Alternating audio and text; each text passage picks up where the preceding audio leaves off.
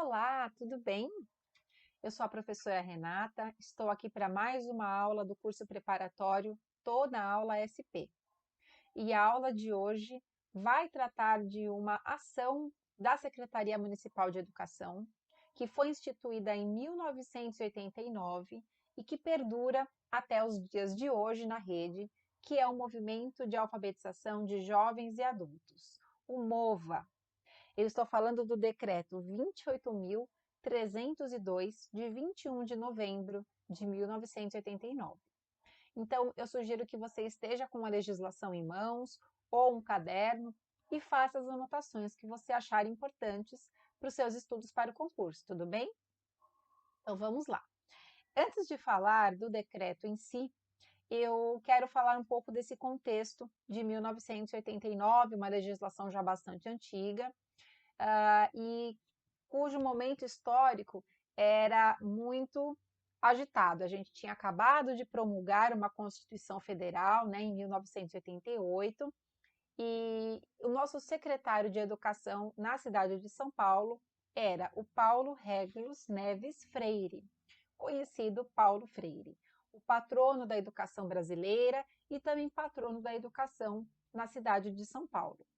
Então, lá em 1989, pensando no contexto do Brasil, pensando também na questão do analfabetismo, foi instituído o movimento de alfabetização de jovens e adultos, que passou por muitas mudanças de lá para cá, mas que até hoje é regulamentado e está em funcionamento na rede. Eu vou trazer alguns detalhes iniciais da legislação para que a gente entenda melhor como que era esse contexto político lá em 1989 e também o contexto das questões educacionais. Bom, então, como eu disse, a Constituição Federal tinha acabado de ser promulgada e a primeira consideração que o decreto faz é em relação ao artigo 60 do Ato das Disposições Constitucionais Transitórias, que prevê a eliminação do analfabetismo nos 10 primeiros anos da promulgação da Constituição Federal de 88. Então, esse marco inicial já previa que a questão da alfabetização deveria estar resolvida nos 10 anos subsequentes, né? Ele fala em eliminação do analfabetismo. Ele também considerava que no Brasil, naquela época, segundo cálculos da Unesco, mais de 20 milhões de jovens e adultos não tinham instrução e mais 15 milhões eram semi-alfabetizados. Um outro destaque é que na região metropolitana da Grande São Paulo existem 1 milhão de jovens e adultos sem escola e 2,5 milhões de jovens e adultos com menos de 4 anos de estudos. Ele também considera que a educação de jovens e adultos era uma prioridade da Secretaria Municipal nesse momento, nessa gestão governamental, e também que no ano de 1990 a Unesco aclamou como o Ano Internacional da Alfabetização. Então vejam que não era uma questão apenas aqui no Brasil, mas era uma questão já observada como uma questão internacional mesmo, né? Tanto que a Unesco acabou pensando como prioridade a questão da alfabetização nesse finzinho dos anos 80 e início da década de 90. Bom, diante desse cenário, desse panorama, se instituem as classes de MOVA e eu vou trazer apenas alguns destaques de legislação, porque ela passou por algumas mudanças já no ano seguinte, 1990, e ela foi revogada em 1993. Eu vou falar disso daqui a pouco, mas vou trazer os destaques desses artigos. Bom, o artigo 3º eu gostaria de destacar porque ele vai dizer o seguinte, que a Secretaria Municipal de Educação, juntamente com as entidades conveniadas que iriam ali colocar em funcionamento essas classes de MOVA, elas devem manter permanentemente um fórum de movimentos populares de alfabetização de adultos da cidade de São Paulo. E que essa junção da secretaria com as entidades, por meio desse fórum, é que iriam determinar as diretrizes, organizar as formas de funcionamento e fazer o acompanhamento dessas classes, né? O artigo 4º é o artigo que vai tratar dos recursos financeiros, né, de onde sairiam esses recursos para atendimento das classes de MOVA, e ele diz lá que saem por dotação orçamentária própria, ou seja, da Secretaria Municipal de Educação. Como eu disse, essa legislação foi completamente revogada em 1993, né? A próxima gestão governamental acabou tirando essa legislação, porém não tira as classes de MOVA, que perduram até hoje, como eu disse. Eu vou trazer também alguns destaques a título de conhecimento, porque as legislações mais recentes sobre o MOVA não estão no edital, mas eu acho que é importante para a gente entender como que isso vem funcionando desde então e quais são as características principais do MOVA, né?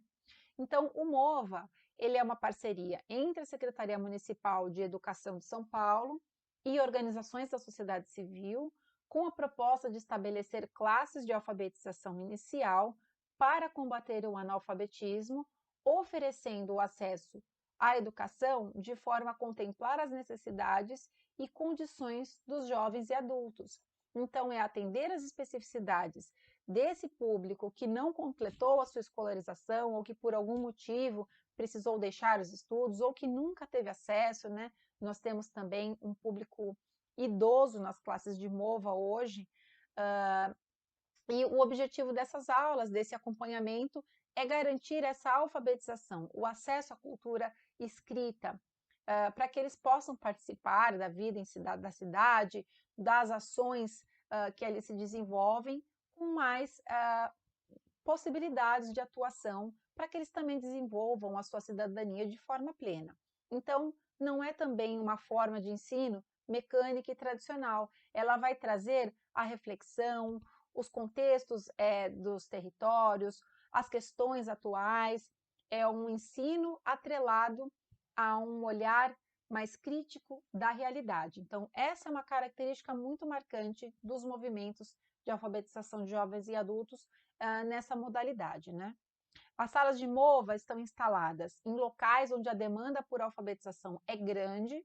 Geralmente as aulas são dadas em associações comunitárias, igrejas, creches ou empresas, né? E depois de alfabetizados, os alunos são orientados a dar continuidade aos estudos em escolas públicas de São Paulo. As classes são agrupadas em núcleos, eles desenvolvem atividades educativas e culturais presenciais por 2 horas e meia, durante 4 dias da semana, que é de segunda a quinta-feira, né? E as sextas-feiras são reservadas para a formação dos educadores, que são as pessoas que estão ali voluntariamente atuando nas classes de MOVA e em contato com esses educandos, promovendo essa alfabetização reflexiva e crítica, e contextualizada também.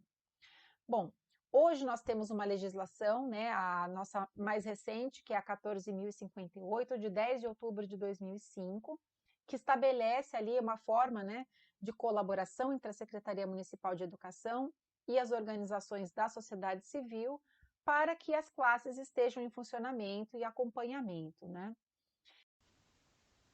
Então, sobre a legislação que trata do MOVA, esses são os pontos principais. Apesar de ser uma legislação revogada, é muito importante conhecer as suas origens lá em 1989 e quais os caminhos que ela percorre até os dias atuais e como que é a forma de atendimento e todo o pensamento que há por trás desse movimento. Então, é trazer a alfabetização de forma contextualizada, de forma crítica e bastante reflexiva, pensando principalmente que estamos lidando com jovens, adultos e idosos, e que por algum motivo não encontraram na escolarização regular um caminho para si, né? Muito em parte em virtude dos percursos da vida, questões de trabalho, pessoais, e que encontram nas classes de MOVA essa oportunidade de ter acesso à leitura, à escrita e de desenvolver a sua cidadania de forma plena. Tá bom? Eu espero que você tenha aproveitado a aula de hoje e desejo bons estudos. Até a próxima aula.